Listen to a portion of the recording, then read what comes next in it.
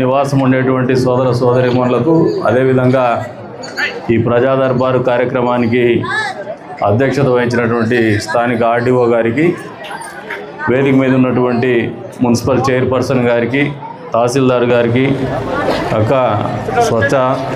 Swachhandhra corporation director Parveen Bhanu గారికి, Kadiri municipal vice chairman Rajasekharachari గారికి, కౌన్సిలర్లు మురళి గారికి, రంగారెడ్డి గారికి, దాదవ్ గారికి, ఓం ప్రకాష్ గారికి, పెద్దలు గౌరవనీయులు బౌద్దీన్ గారికి,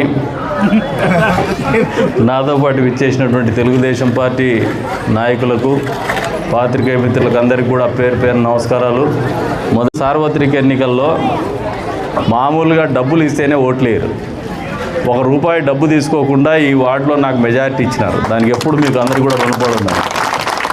ఒక నయా పైసా డబ్బు తీసుకు, ఇది ఒక చెప్తే కూడా చాలామంది నమ్మరు. డబ్బులు ఇవ్వలేదు, 5వ వార్డులో ₹1 కూడా ఇవ్వలేదంటే కూడా మెజారిటీ వచ్చిందంటే నాకు తెలిసి ఈ దశాబ్దపు ఒక వింత. అది చేస్తాం. మీకు ఈ వార్డుకి అన్నీ చేయాలని నా మీద బాధ్యత ఉంది. ఎందుకంటే ఇప్పుడున్న పరిస్థితుల్లో మీరు చూపించేటువంటి అభిమానం కానీ, మీరు చూపించినటువంటి సామాజిక బాధ్యత కానీ మర్చిపోలేదు. అందుకనే 09 గురించి కూడా అంత పర్టికులర్గా ఎందుకు చూస్తున్నామంటే, చాలామంది కుటుంబాలు ఇబ్బంది పడుతూ ఉన్నారు. మాకు తెలుసు, కొంతమంది పెళ్ళిళ్ళు చేసుకోవాలంటే ఇబ్బంది పడుతున్నారు. ఏదైనా అవసరాల కోసం ఆస్తిని తాకట్టు పెట్టుకుందామన్నా పెట్టుకోలేనటువంటి పరిస్థితులు ఉన్నారు. దీన్ని పూర్తి స్థాయిలో మా వ్యక్తిగతంగా విషయంగానే ఆలోచన చేస్తూ దీన్ని పరిష్కారం చేస్తున్నామని చెప్పేసి కూడా ఈ సందర్భంగా తెలియజేస్తాను. మొదటి అడుగ్గా మీకు ఒక ఫైళ్ళలో అయితే కదలిక వచ్చింది. ఆ కదలికలో భాగమే మీరు ఒప్పుకోనటువంటి జీవో నెంబర్ 30. ఇదైతే నేను కూడా మీతో ఏకీభవిస్తున్నా. మీతో పాటు నేను కూడా ఫైట్ చేస్తాను. అది అగెనెస్ట్గానే పోదాము, దాన్ని రిజాల్వ్ చేస్తా అని చెప్పేసి కూడా మీకు ఈ సందర్భంగా మాటిస్తాను, ఏ స్థాయికైనా. ఎందుకంటే నిజంగా జెన్యూన్ సమస్య. అందుకని ఇక్కడికి వస్తే మాకు అర్థమవుతుంది ఈ బాధ. లేదు, 100% చేస్తాం. ఇది ఇక్కడికి వస్తే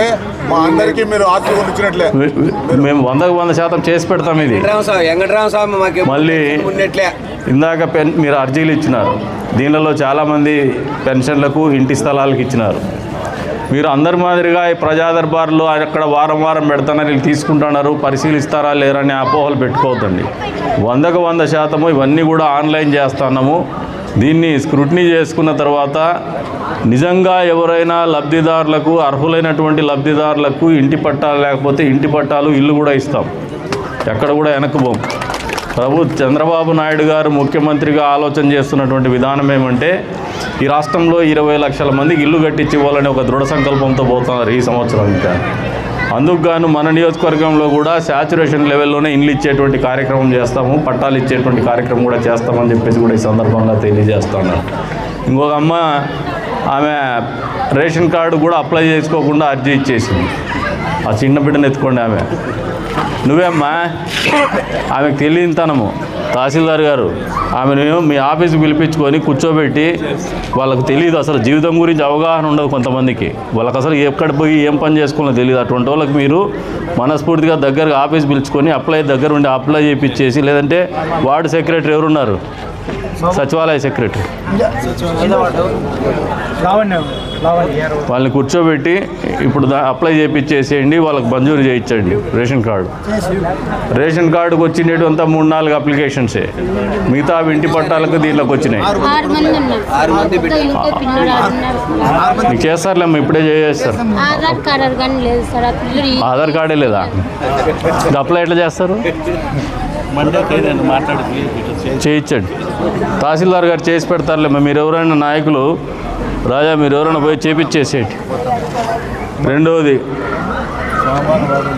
పెన్షన్స్ కోసం వస్తా ఉన్నారు. భారతదేశ రాజకీయాల్లో కానీ, భారతదేశంలో కానీ ఏ రాష్ట్రంలో కూడా ఇవ్వనటువంటి సామాజిక పెన్షన్లు ఇచ్చేటువంటి ఏకైక ప్రభుత్వం మా ప్రభుత్వం చంద్రబాబు నాయుడు గారి నాయకత్వంలో పనిచేస్తోంది. 4,000, 6,000, 15,000 రూపాయలు అనేది ఒక అద్భుతం. ఒక కుటుంబానికి ఆదరు. అది అంతే స్థాయిలో ఒంటరి మహిళల గురించి కూడా మీకు అందరికీ చెప్తాను. ఇంకా కొద్దిమంది ఒంటరి మహిళలని వస్తున్నారు. ఈరోజు ప్రభుత్వం దగ్గర అయితే ఒంటరి మహిళలకు పెన్షన్లు ఇచ్చేటువంటి కార్యక్రమం లేదు. దయచేసి అర్థం చేసుకోమని చెప్పేసి కూడా కోరుతా ఉన్నాను. ఇక రెండో దశలో కొత్త పెన్షన్ల మంజూరు. వితంతు పెన్షన్లకు అప్లై చేసుకున్నటువంటి వాళ్ళు 3 సంవత్సరాల నుంచి పెండింగ్ ఉంది. అది చేయలేదు. కానీ ఈ మధ్య కాలంలో గత 6 నెలలు సంవత్సర కాలంలో ఎవరైతే వితంతువులు ఉన్నారో వాళ్ళు అప్లై చేస్తే మొన్న కొన్ని కొత్త పెన్షన్లు ప్రతి నెల ఇస్తూనే వస్తున్నాం మేము. ఇంకా ఈ నియోజకవర్గానికి కొన్ని పెన్షన్లు వస్తాయి. దాంట్లో ఇప్పుడు ఒక అబ్బాయి వచ్చినాడు, డయాలసిస్ పేషెంట్, 2 కళ్ళు కనపడినటువంటి వాళ్ళు. ఇటువంటివి కన్సిడర్ చేసి మేము చేస్తామని చెప్పేసి కూడా మీ అందరికీ కూడా ఒకటేరా చేస్తాం. అది మా స్థాయిలో నిర్ణయం తీసుకొనైనా ఇప్పిస్తామని చెప్పేసి కూడా ఈ సందర్భంగా తెలియజేస్తాను. అంతేకాకుండా కాలువ సమస్య ప్రస్తావించినారు. జనవరి 2వ వారంలో మీరు కూడా మీ వంతు బాధ్యతగా ఒక 2-3 నా దగ్గరికి వస్తే ఒక 2 రోజులు ముందు చెప్పండి. నాకు కమిషనర్ గారిని, మున్సిపల్ డిఈని, నేను, ఆర్డీఓ గారు, తహసీల్దార్ గారు కూడా వచ్చి, పోలీసు వారు కూడా వచ్చి ఒక జాయింట్ ఆపరేషన్ పెట్టేసి క్లియర్ చేసి ఇస్తాం. అది అట్లే ఒక కాలువ ఏదన్నా చేయాల్సిన పరిస్థితి ఉంటే కూడా దానికి ఏ స్థాయిలో అయినా నిధులు కేటాయించైనా చేయిస్తామని చెప్పేసి కూడా ఈ సందర్భంగా తెలియజేస్తాం. ఇక చిన్న సమస్యలు, రోడ్డు సమస్యలు మేము వచ్చేటప్పుడు ఒక ప్యాచ్ కనపడింది, ఒక రఫ్ ప్యాచ్, ఒక మధ్యలో గ్యాప్, అది వెంటనే మంజూరు చేస్తాం, రోడ్డు వేయిస్తామని చెప్పేసి కూడా ఈ సందర్భంగా మీకు అందరికీ కూడా తెలియజేస్తాం. మీ దగ్గరికి అధికారులు కానీ ఎమ్మెల్యేలు కానీ రావడం అనేది మీకు కొంచెం కొత్తగా ఉంటుంది. వాస్తవమేనా? ఇది ఈరోజుతో అయిపోదు, భవిష్యత్తులో కూడా వస్తాం. మీరు మా ఇళ్ళ చుట్టూ తిరిగేది కాదు. మీ దగ్గరికి, మీ వాడకు మేము వచ్చేసి మీ సమస్యలు తెలుసుకొని, మీ సమస్యలు అర్థం చేసుకొని ఇంతసేపు కూర్చునేది కూడా ఏమంటే, సమస్యలు పలు విధాలుగా ఉంటాయి, ఒక్కొక్కరిది ఒక్కొక్క సమస్య ఉంటుంది. చర్చిస్తూ అంటే మాకు కూడా కొత్త విషయాలు తెలుస్తూ ఉంటాయి, అర్థమవుతాయి. కొన్ని సమస్యలు పరిష్కారం అక్కడికక్కడే దొరుకుతాయి, కొన్ని ఆలోచన చేసేట్టు ఉంటాయి. కాబట్టి మీ దగ్గరికి పదే వస్తాం నేర్చుకునేటువంటి. కొత్త విషయాలు తెలుస్తూ ఉంటాయి, అర్థమవుతాయి. కొన్ని సమస్యలు పరిష్కారం అక్కడికక్కడే దొరుకుతాయి, కొన్ని ఆలోచన చేసేట్టు ఉంటాయి. కాబట్టి మీ దగ్గరికి పదే వస్తాం నేర్చుకునేటువంటి క్రమంలో. అదే రకంగా సమస్యలకు పరిష్కారం చూపించాలని ఒక పట్టుదలతోనే మీ దగ్గరికి వస్తాను. మీరు ఇచ్చేటువంటి ప్రతి అర్జీని కూడా వాస్తవానికి దగ్గరగా ఉన్న ప్రతి సమస్యను కూడా పరిష్కరిస్తామని చెప్పేసి మళ్ళీ మీకు అందరికీ కూడా తెలియజేస్తూ ఉంటాను. ఎక్కడ కూడా అపోహలు కూడా పెట్టుకోవద్దండి. మీరు ఇప్పుడు ఒక ఆమె వచ్చింది, వాళ్ళ కొడుకు కారు అమ్మినాడంట. అంటే 2016లో హౌస్ హోల్డ్ సర్వే జరిగింది. 16 కదా? 2016లో హౌస్ హోల్డ్ అంటే ప్రతి ఇంటి గురించి ఒక సర్వే జరిగింది, కుటుంబ సాధికారిక సర్వే జరిగింది. దాంట్లో మీ ఇంట్లో ఫ్రిడ్జ్ ఉందా, మీ ఇంట్లో కారు ఉందా, మీ ఇంట్లో సైకిల్ మోటార్ ఉందా, ఫోన్ ఉందా, ఇవన్నీ కూడా సమగ్రంగా విషయాలు సేకరించినారు. అందులో భాగంగా కార్లు కానీ, రెఫ్రిజిరేటర్ కానీ, కరెంటు బిల్లు పెద్ద మోతాదులో ఉన్నటువంటి వాళ్ళకి కానీ, సామాజికంగా ఇచ్చేటువంటి పెన్షన్లు కానీ, కొన్ని సంక్షేమం కానీ కట్టేలైనవి, అంటే కట్ చేసినారు. ఇప్పుడు ఆమె, నా కొడుకు అంతకుముందు కారు ఉండింది, ఇప్పుడు అమ్మేసినాడు, ట్రాన్స్ఫర్ చేయలేదంటుంది. ఆ బాధ్యత మీకుండల్లా. కాలువ విషయంలో కూడా అంతే. వీరందరూ ఇక్కడ ఈ ప్రాంతంలో బతుకుతా ఉన్నారు.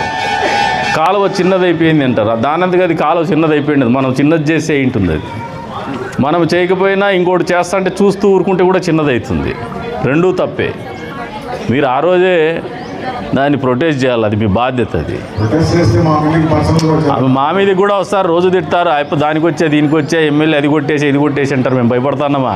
21 సంవత్సరాలుగా నా మీద ఏం అపనిందే లేదు.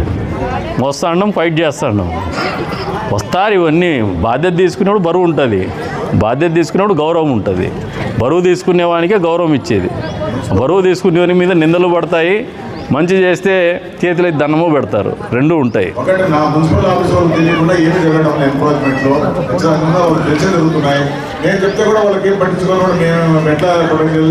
ఎట్లా మా కౌన్సిలర్లు చైర్పర్సన్ వచ్చినారు, గట్టిగా చెప్పండి, గట్టిగా చెప్పండి. కొంచెం నేను కూడా ఇదే కోరుకుంటానండి. వీళ్ళందరినీ కూడా పబ్లిక్లోకి తీసుకొస్తే కొద్ది వరకు నాకే సమస్యలు తగ్గుతాయి. వీళ్ళని కూడా నేను నా బాధే చెప్పుకున్నానే, అప్పుడు ఆ రోజు ఆయనే నాయకుడు నా సమస్యలో. నాకు 23 ఏళ్ళ వయసు అప్పుడు. ఆ రోజు నేను కూడా ఆయన బాధితున్నే. సరదాగా చెప్తానా, చేస్తాం అది. అయినా మీరు కూడా బాధ్యత తీసుకోవాలన్న, మారల్లా, మనుషుల్లో మార్పు రావాలా. సమాజంలో మన తర్వాత మళ్ళీ మనుషులే బతుకుతారు, మన పిల్లలే బతుకుతారు, మన వారసులే బతుకుతారు. ఇక్కడ మనతో అయిపోతుందనుకొని కాలువని, రోడ్డుని, తమాషైన వ్యవహారం ఏమంటే మీ అందరికీ కరెంటు కాల్లా, పోలు మీ ఇంటి ముందర పడకూడదు. ఇంట్లో నీళ్లు కాలువలో పోల్లా, కాలువ మాత్రం మా ఇంటి ముందు ఉండకూడదు. వర్షం వస్తే మా ఇండ్లు ముందర మాత్రము చుక్క నీళ్ళు ఉండకూడదు, కానీ మంచి వర్షాలు రాల్లా, పుష్కలంగా నీళ్లు కాల్లా. అవుతాయా ఇవన్నీ అవుతాయా? ఈ సైకాలజీ మారాల. మనం ఫస్ట్ ఈ ఆలోచన విధానంలో మార్పు రాల. మనం కూడా ఒక కొద్దిగా బాధ్యతగా ఆలోచన చేసేది నేర్చుకుంటే ఈ సమస్యలే రావు. దానికి మూలాలు ఇవే. ఇప్పుడు మీ సర్వే నెంబర్ది కూడా అదే సమస్య. ఎంతసేపు ఒక డాక్యుమెంటు రిలీజ్ అయి ఉంటుంది, లింక్ డాక్యుమెంట్ చూస్తారు, మదర్ డీడ్ చూస్తారు, same survey number, same schedule of the property, out of which this sites are carved out of this site survey number అంటారు. దీంట్లో సృష్టించబడిన సైట్లు అంటారు. అసలు ఈ సర్వే నెంబర్ అదే కాదని ఎప్పుడు ఎంక్వైరీ చేయరు. ఎవరు చేసినారా మీరు ఎప్పుడన్నా? ఎట్లా చేసినారు మీరు? అవన్నీ పేపర్ అన్నా, గ్రౌండ్ మీద మీరు ఫిజికల్ సర్వే చేసి ఎవడు కొనడు. నేను కూడా కొన్నట్లా చూస్తాం అంతే సర్వే నెంబర్. ఇట్లా డిస్ప్యూట్ వచ్చినప్పుడే మనం అసర్టైన్ చేసుకోవాలి ఏమని, అసలు ఈ సర్వే నెంబర్ అదే కాదా మీరు చూడండి. అది రెండోది, వాళ్ళొక అప్రహెన్షన్ ఉంది 2002లో revenue records have been tampered అని చెప్పేసి. మీరు దానిలోని ట్యాంపర్ చేసినారన్నారు. ఇప్పుడే కూర్చొని అది క్లియర్ చేయండి ఈరోజు నాకు. ఇవన్నీ కూడా మీరు అర్థం చేసుకోండి. సమస్యకు దగ్గరగా ఆలోచన చేసి పనిచేయాలనే ఒక మార్గదర్శకం చేసినటువంటి ముఖ్యమంత్రి గారి ఆలోచనల మేరకే మేము మీ దగ్గరికి వస్తాను. అంటే ఈ ప్రభుత్వానికి ఒక చిత్తశుద్ధి ఉంది. వాళ్ళ ఎమ్మెల్యేలని, వాళ్ళ ప్రజాప్రతినిధుల్ని, అధికారులని, ప్రతి ఒక్కరిని కూడా ప్రజల దగ్గరికి పంపించాలా, తద్వారా ప్రజలకు మంచి చేయాలని ఒక దృఢ సంకల్పంతో చంద్రబాబు నాయుడు గారి నేతృత్వంలో ఉన్నటువంటి ఈ కూటమి ప్రభుత్వము 100% మీ మంచి కోరి పనిచేసేటువంటి ప్రభుత్వము. ఇది మంచి ప్రభుత్వం అని మీరు అర్థం చేసుకోమని చెప్పేసి కూడా కోరుకుంటూ, మరొకసారి 5వ వార్డు ప్రజలందరికీ కూడా మనస్ఫూర్తిగా నా ఎన్నికల్లో మీరు తెలిపినటువంటి మద్దతుకు మనస్ఫూర్తిగా ధన్యవాదాలు తెలుపుకుంటూ, మళ్ళీ ఈ రోజున అవకాశం ఇచ్చినందుకు కృతజ్ఞతలు తెలుపుకుంటూ సెలవు తీసుకుంటున్నాను. జై హింద్.